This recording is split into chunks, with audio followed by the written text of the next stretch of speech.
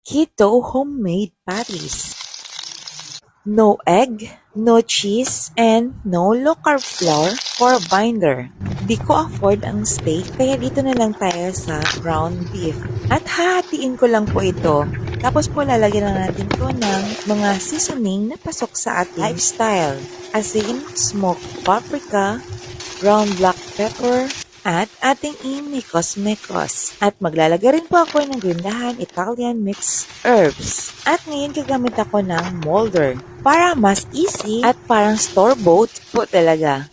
Mura lang po yan, wala pa pong 100 pesos. Ayan, ganyan po lagyan lang natin at ating i-press para magpantay ang level at ang ilalim nito ay removable. Tapos ilagay natin sa parchment paper para mas easy. May dalawang sizes po pala ito. Ito yung small at ito naman yung big. Okay, stock lang natin sa freezer at kung gusto natin kumain, i-defrost lang natin ng konti at atin nang ilagay sa ating pan. Thank you for watching. Follow for more. God bless you po.